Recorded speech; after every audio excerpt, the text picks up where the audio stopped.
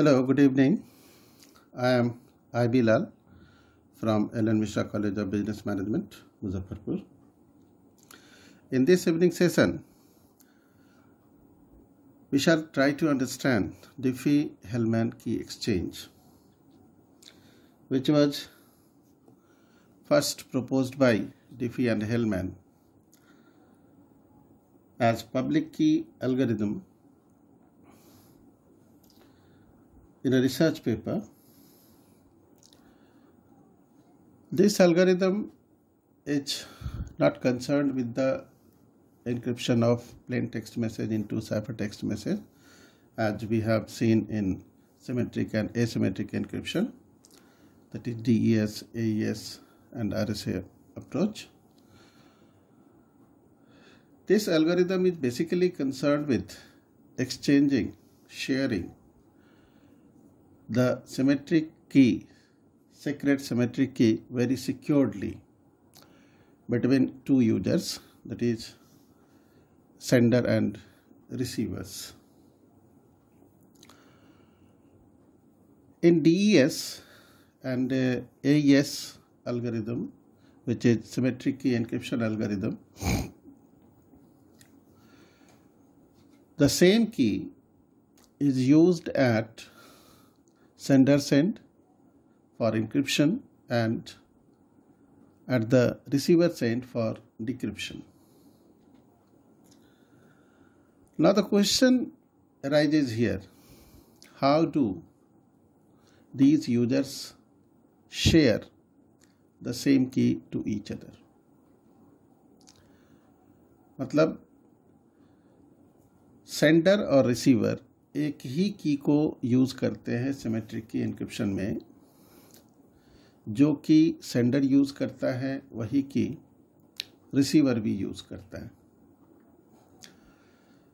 तो क्वेश्चन यहाँ यह है कि ये दोनों यूजर्स, सेंडर और रिसीवर्स, इस की को शेयर कैसे करते हैं? टेलीफोन कॉल करके या कोई मेल करके या किसी और माध्यम से मैसेज भेज करके। इन सभी माध्यम में की को शेयर करने में खतरा है हैक हो जाने का, किसी के इस की को लीक हो जाने का, because these are secret keys. अगर किसी को ये की मालूम हो गया तो सब गड़बड़ हो जाएगा। साइफर टेक्स्ट को कोई भी अपोनेंट यानी एडवर्सरी उसको डिकोड कर लेगा, पढ़ लेगा मैसेज, और बड़ी नुकसान हो सकता है सेंडर को या रिसीवर को। तो ये तो सीक्रेट की है। How this key could be shared between sender and receiver, this is a big question mark. Diffie और हेलमैन ने इसी काम को करने के लिए, that is to share this secret symmetric key between two users, okay, to share the secret symmetric key, common key between two users. How is it possible? So this algorithm is concerned with this sharing of common secret key to sender and receiver. Okay और जब ये की share हो तो सिक्योर्डली share हो, hacker को यह की हाथ ना लगे। अगर उसको हाथ लगा भी तो वो उस की को डिकोड ना कर पाए। तो इस एल्गोरिथम को डिफी हेलमैन ने प्रपोज किया, जो कि एसिमेट्रिक एल्गोरिथम से की को एक्सचेंज किया जाएगा asymmetric way में, using public key and private key. So this algorithm, Diffie-Hellman key exchange algorithm, was first published as public key cryptography by Diffie and Hellman in 1976, which is not an encryption algorithm to encrypt plain text into ciphertext and back decrypt the ciphertext into plain text. So The common key has to be shared. So how is it possible? This algorithm uses the asymmetric key transfer, asymmetric key encryption algorithm से की को sender से receiver तक या दो users के बीच में share करने का ये एल्गोरिथम प्रपोज किया था डिफी एंड हेलमैन ने। की शेयर होगा कॉमन, वो सिमेट्रिक की होगा, जो कि सेंडर की तरफ होगा वही की यूज़र की तरफ रिसीवर की तरफ भी होगा। तो शेयर करने की जो प्रक्रिया है वह एसिमेट्रिक वे में होगा, यानी जिसमें पब्लिक की और प्राइवेट की को यूज़ किया जाएगा, ठीक है। और इस पब्लिक की प्राइवेट की के थ्रू के यूज़ करके जो की है वो दोनों एंड पर जेनरेट होगा। Actually they don't share the key, but through a mechanism the common keys are computed at both the ends, at the sender end and at the receiver's end.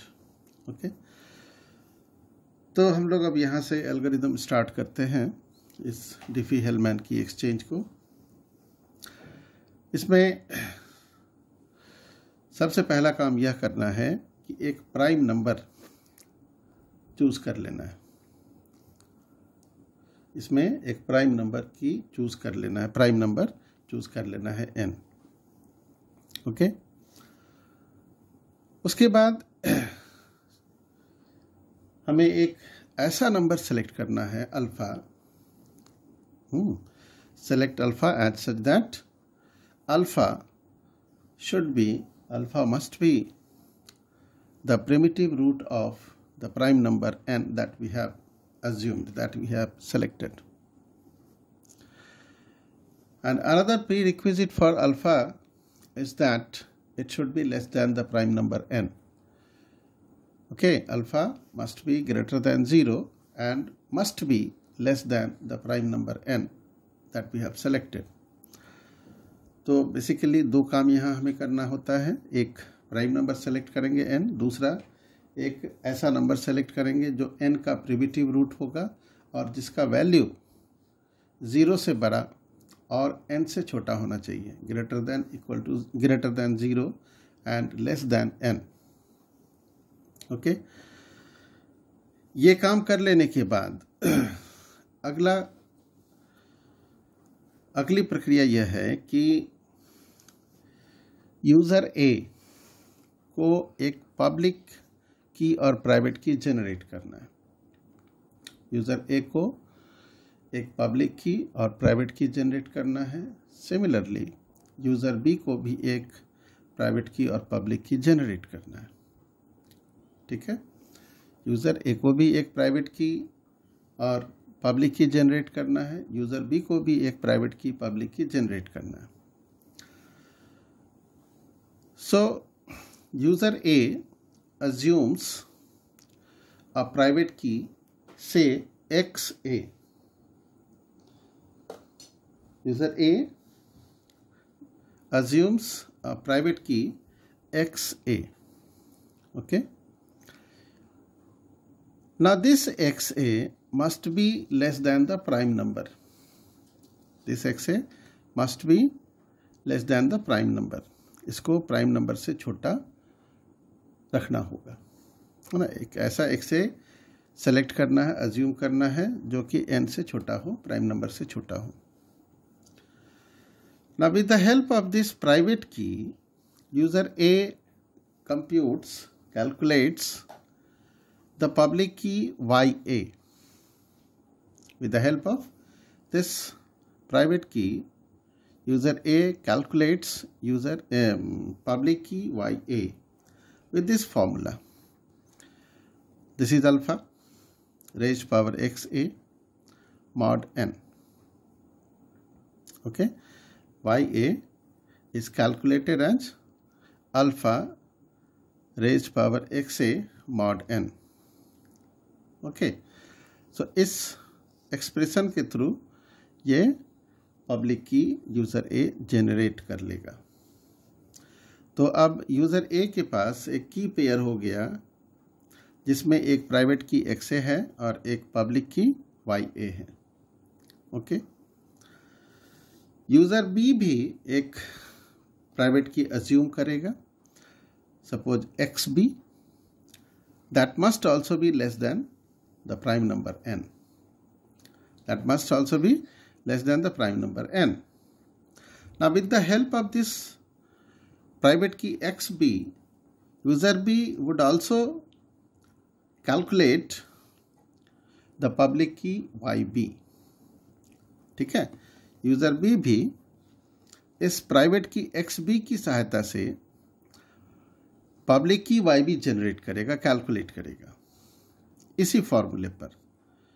Alpha क्या है? Primitive root to n, जिसको अभी हम लोग बाद में समझते हैं what is primitive root to n, इसका मतलब क्या होता है।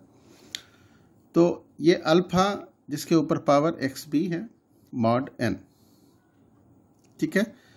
तो अब इसका YB कैलकुलेट हो जाएगा। तो अब B के पास भी एक की पेयर है प्राइवेट की और पब्लिक की का, प्राइवेट की XB और पब्लिक की YB। अंडरस्टूड? आई बात समझ में? Now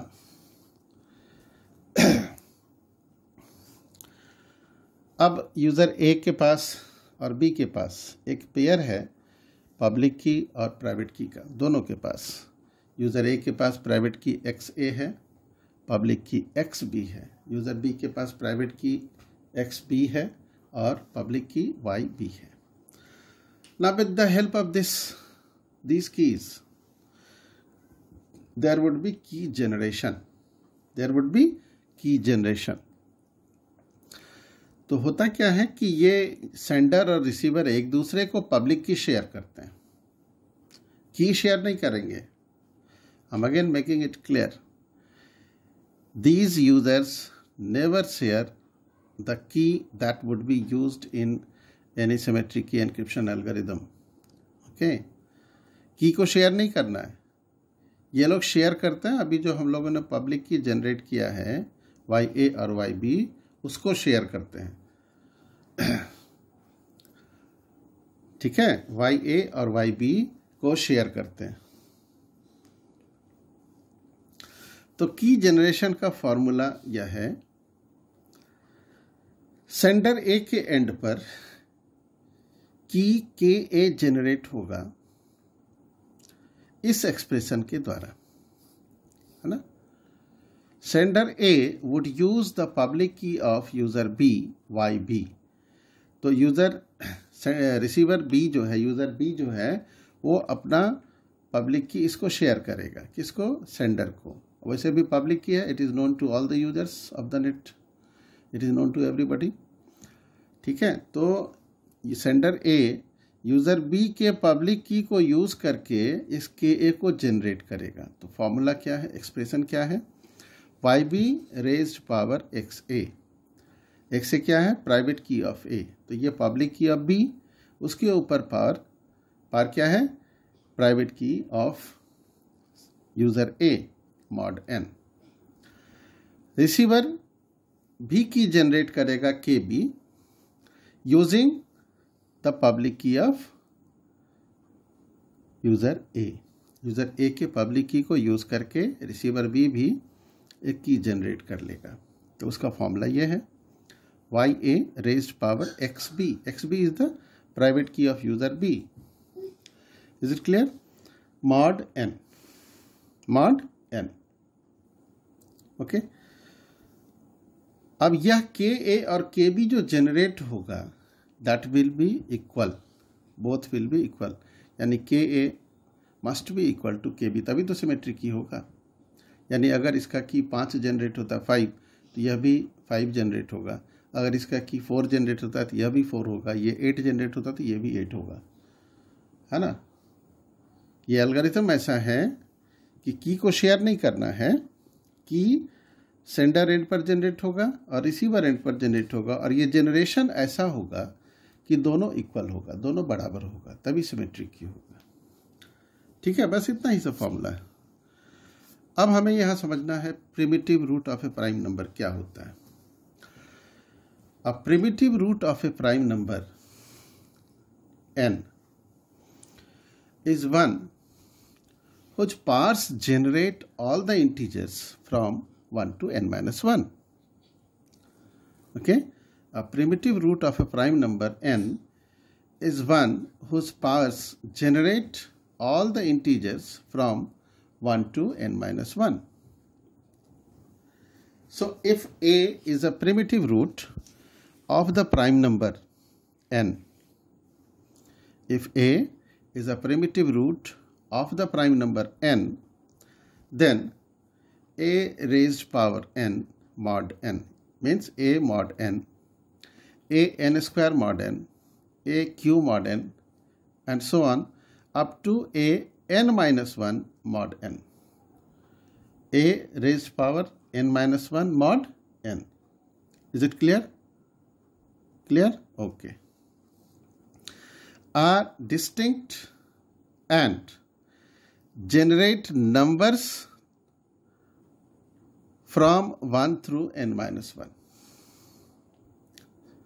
Okay, are distinct, non-repetitive. Distinct means non-repetitive and generates numbers 1 through n minus 1. यानी 1 से लेकर के n minus 1 तक नंबर्स जनरेट होंगे और वो सब के सब डिस्टिंक्ट होंगे, रिपीटेटिव नहीं होंगे। वो सब के सब डिस्टिंक्ट होंगे और नॉन रिपीटेटिव होंगे, है ना। जैसे यहाँ एक एग्जांपल हम लोग लेते हैं कि एक प्राइम नंबर 11 मान लिया गया और एक अल्फा मान लिया गया 2। ये पॉजिटिव इंटीजर होना चाहिए, तो अल्फा मान लिया गया 2। तो अगर हम इनका इस पर मॉड करके निकालते हैं, alpha mod 11, alpha square mod 11, alpha up to alpha n minus 1, that is alpha 10 mod 11। तो ये आएगा, जैसे ये हो गया 1 पर पावर 1, 1 पर पावर 2, 1 पर पावर 3, 1 पर पावर 4, 1 पर पावर 5, 1 पर पावर 6, 7, 8, 9 एंड 10। तो इधर पावर्स हम लोग ले लेते हैं, इधर नंबर्स ले लेते हैं। उसी तरह ये हो जाएगा 2 raised power 1, 2 raised power 2, 2 raised power 3, 2 raised power 4, 2 raised power 5,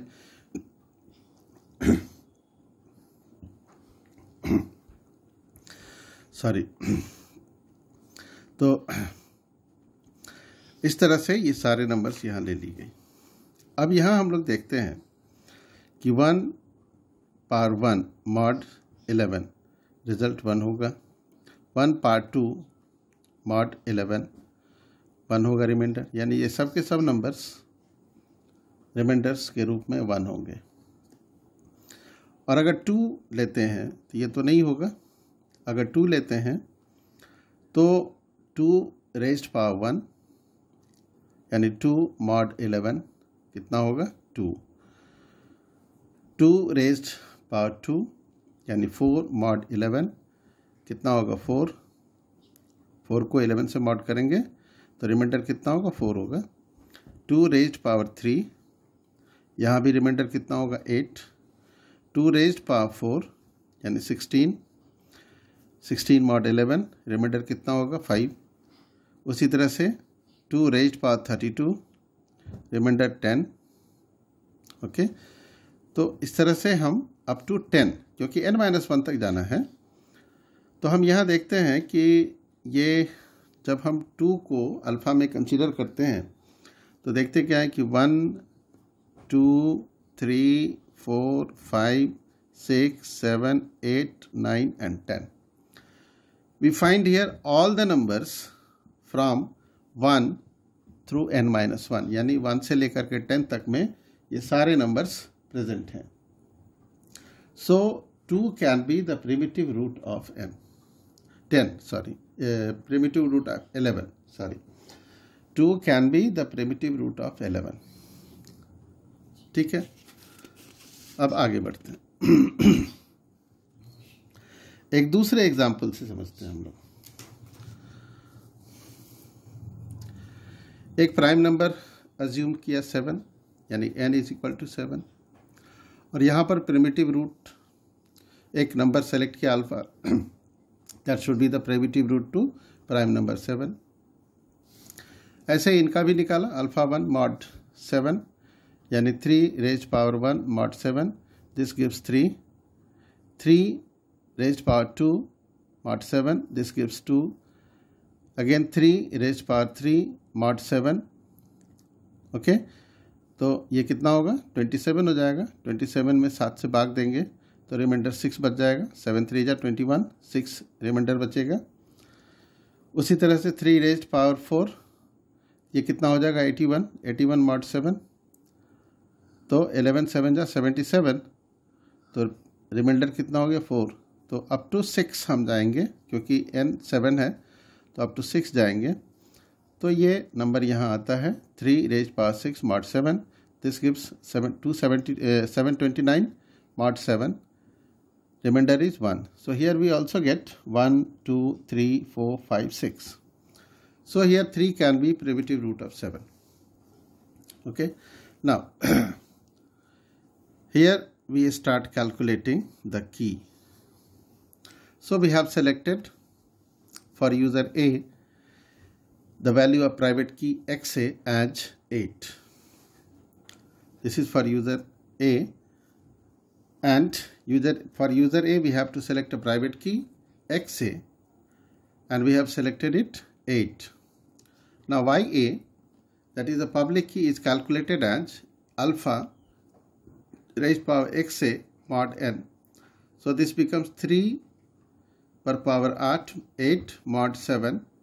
तो ये कितना हो जाएगा, 3 रेज पावर 8 हो जाएगा 6561 6561 mod 7। तो इसका रिमाइंडर आएगा 2। Now this YA, this becomes the YA which is the public की। तो सेंडर का प्राइवेट की 8 हो गया, पब्लिक की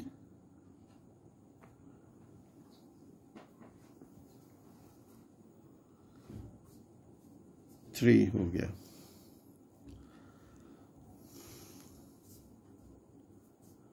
Sorry, it should be 2. It is wrongly written here. It is 2, not 3. It is 2.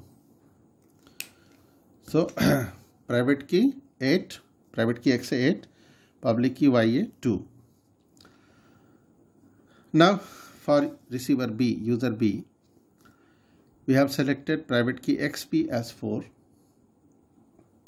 Now calculate YB, that is the public key. It is equal to alpha raised power XB mod n. This becomes 3 raised power 4, क्योंकि alpha का value कितना है, 3 है। तो 3 raised power 4 XB कितना imagine किया हम लोगों ने, एज्यूम किया है 4। 3 raised power 4 mod 7, this becomes 81 mod 7, which is equal to 4. So public key YB is here 4. Clear? So in this way we have generated a pair of key for receiver B, private key XB and public key YB. ठीक है, तो ये जो keys generate हुए हैं ये asymmetric encryption के लिए है, जिससे कि हम इस पब्लिक की को यूज़, एक दूसरे के पब्लिक की को यूज़ करके यह सीक्रेट की जनरेट करेंगे। राइट, ये जो कीज जनरेट हुए हैं इसमें पब्लिक की को यूज़ करके, एक दूसरे के पब्लिक की को यूज़ करके, अपना प्राइवेट की रख करके एक दूसरे का पब्लिक की यूज़ करके यह की जनरेट होगा। ओके, की शेयर नहीं हो रहा है। तो यहाँ देखते हैं के A key for user A is calculated as such Y B raised power X. ये किसका पब्लिक की है, बी का पब्लिक की है, वाई बी का पब्लिक की है, और प्राइवेट की ए का है, Y B raised power X है mod N. This becomes Y B कितना है 4, तो 4 रेज्ड पावर एक्स ए का वैल्यू 8 है mod 7, this becomes 65,536 mod 7 and is calculated as 2. So for sender A, the key becomes 2. This is the secret key, secret symmetric key. Okay, this is the secret symmetric key. that would be used in symmetric key encryption. Okay. Now, how key for receiver B would be calculated?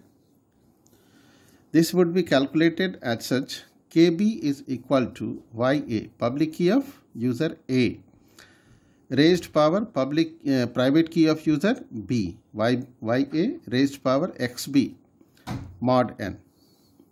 Okay. So YA is equal to 2. This we have calculated. YA is equal to 2. So 2 raised power XB. XB कितना? तो XB यहाँ हम लोगों ने assume किया है 4. So 2 raised power 4 mod 7. This becomes 16 mod 7. And finally, we calculated KB, that is the key of user B, as 2. And this KA is equal to KB. This must be equal because this is symmetric key. So KA is equal to 2, KB is equal to 2. So in this way, the keys are shared. Okay. In this way, the keys are shared. तो बहुत आसान है ये algorithm, बहुत ही simple है. सबसे पहले एक प्राइवेट की यूज़र ए को अज्यूम कर लेना है, उसकी सहायता से पब्लिक की जनरेट कर लेना है. At the same time receiver को भी एक प्राइवेट की अज्यूम कर लेना है, उसकी सहायता से एक पब्लिक की कैलकुलेट कर लेना है इस फॉर्मूला पर. ठीक है. जब ये दोनों कैलकुलेट हो गया, ये पेयर तैयार हो गया, तो इस पेयर की मदद से यह की हम लोग कैलकुलेट कर लेते हैं. ये सेंडर कैलकुलेट करेगा, ये रिसीवर कैलकुलेट करेगा. सेंडर कैलकुलेट करते समय में बी का पब्लिक की यूज़ करेगा और रिसीवर कैलकुलेट करते समय, की को कैलकुलेट करते समय सेंडर का पब्लिक की यूज़ करेगा. अपना प्राइवेट की XB और सेंडर का पब्लिक की YA. ठीक है. तो ये एल्गोरिदम शुरू होता है एक प्राइम नंबर के इमेजिनेशन से, एक प्राइम नंबर अज्यूम करने से n, और उसके बाद एक अल्फ़ा हमें सेलेक्ट करना होता है. that must be the primitive root to n. ठीक है. और उसके बाद की कहानी शुरू होती है किससे? assumption of private key by A, assumption of private key by B, then calculation of public key by A and calculation of public key by B. Finally, then the calculation of key by sender A and receiver B is done. So if we see this in a pictorial form, we can see here, this has been adopted from Network Security Book of Stallings, William Stallings. User A generates a random private key XA that should be less than prime number n. And with this XA, public key of A is calculated by using this formula alpha XA, alpha raised power XA mod n. Now this YA is given to user B. So with the help of this, when the user B receives message, what does user B do? It also generates a random number XB that is less than n. And with this, user B is able to calculate public key YB by this formula alpha raised power XB mod n. Okay. So this is calculated here. Now this YB is used by user A for calculation of key KA as YB raised power XA, okay, mod n. This is the key for user A. It is using YB. YB is sent by user B to user A, and by receiving YA from user A, user B is capable of calculating key KB equal to YA raised power XB mod n. Okay. So this KA and KB must be equal. दोनों बराबर होने चाहिए. अब इसमें attack की संभावना है क्या? तो है, इसका नाम दिया गया man in the middle attack. इसमें अपोनेंट क्या कर सकता है? अपोनेंट यहाँ ये कर सकता है, एक यूज़र या अपोनेंट सी हम लोगों ने एज्यूम कर लिया कि there is an opponent named C. जैसे ही user A X A calculate किया, एक्स ए सेलेक्ट किया, एज्यूम किया, उसकी सहायता से वाई ए कैलकुलेट किया और वाई ए कैलकुलेट करके ये यूज़र बी को वाई ए भेज देता है ना। User A transmits Y A to user B, है ना। Now what happens now? As soon as user A transmits YA to user B, it comes in the free air. What happens? Opponent C is there that intercepts the message, that hacks the message. उस message को, इस YA को hack कर लेता है, पकड़ लेता है ना। And with the help of this, वो क्या करता है, अपना YA जनरेट कर लेता है। इसके लिए अपोनेंट क्या करता है, तो जैसे user A X A assume करता है, user B X B assume करता है, अपोनेंट एक्स ए के जैसा एक्स डी वन एज्यूम कर लेता है और एक्स बी के जैसा एक्स डी टू एज्यूम कर लेता है, कुछ भी, कोई भी नंबर ये एज्यूम कर लिया। Means X A is not known to user C और X B is not known to user C. Opponent है ये, वो अपना एज्यूम कर लेता है एक्स डी वन और एक्स डी टू। अब ये क्या करता है कि वाई ए जो जा रहा है, ये अपना वाई ए जनरेट कर लेता है यूजिंग दिस फार्मूला। अब यहाँ एक्स ए की जगह पावर में क्या हो गया, एक्स डी वन, यानी alpha raised power X D one mod N. ठीक है, ये इसका यूज़र, ये वाई ए जो था इसका सेंडर का, वो अब कन्वर्ट हो गया वाई डी वन में। ओके, नाउ अब क्या होता है कि यूजर सी यानी अपोनेंट वाई ए की जगह जिसको चेंज कर दिया वाई डी वन में, ये भेज देता है यूजर बी को। यूजर बी को कुछ नहीं पता, वो समझता है कि ये वाई ए है and that has been sent by user A. So user B receives this message.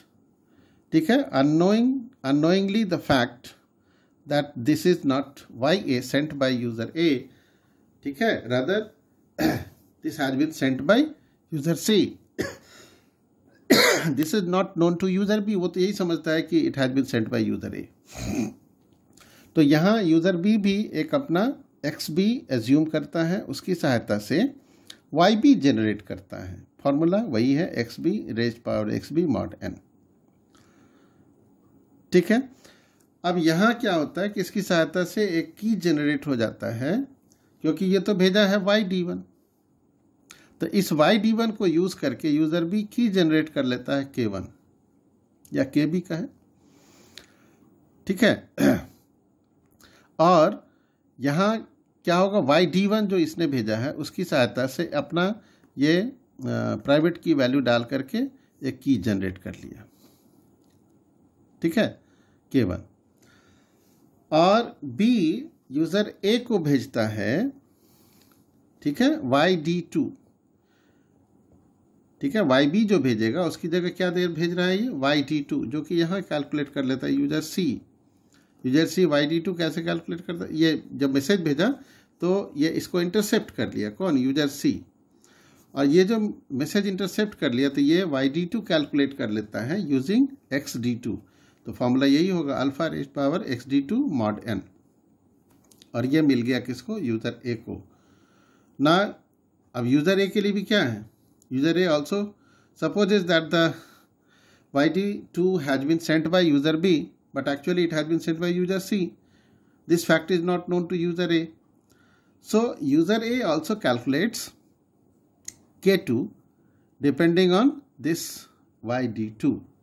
So taking this value YD2 raised power XA mod n, user A calculates X2.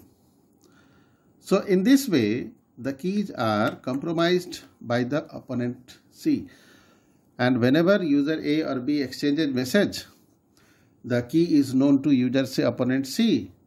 Opponent C can intercept the message and can read the message and can do anything with the message. Okay, so this is all about the Diffie-Hellman key exchange algorithm. ठीक है, हम फिर से एक बार recall कर लें इन चीज़ों कुछ विशेष बातों को. Diffie-Hellman key exchange is not meant for encrypting the plain text into ciphertext. Rather, this algorithm has been given to securely transmit the symmetric key between two users. That's all. Now the keys that are generated here, these keys would be used in symmetric key encryption algorithms for the transmission of plain text. यहाँ जो की generate हो रहा है इस की को use किया जाएगा DES या AES जैसे सिमेट्रिक की एनक्रिप्शन में. ठीक है, और मजे की बात यह है, ये याद रखना है कि डिफी-हेलमैन की एक्सचेंज जो एक्सचेंज होता है that is based on asymmetric की एनक्रिप्शन. हम देख ही रहे हैं ना, प्राइवेट की पब्लिक की का यूज हो रहा है, तो ये एसिमेट्रिक की एनक्रिप्शन है. तो इस एसिमेट्रिक की एनक्रिप्शन मेथड से सिमेट्रिक की को शेयर किया जाता है. Okay, so that's all for the day. Thank you.